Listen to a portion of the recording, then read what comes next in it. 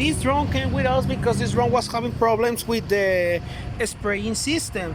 In the other video, we see that the drone cannot spray and the centrifugal motor didn't move.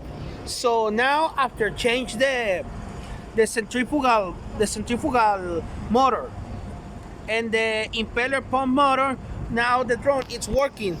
We're gonna check the remote controller, and as we see, we didn't see the problem of the centrifugal motor or centrifugal nozzle disconnected. So now we're gonna do a test to see if now the drone is spraying.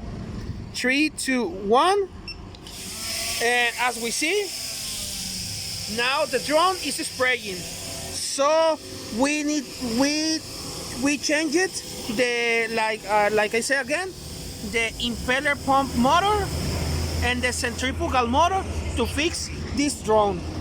So let's see again the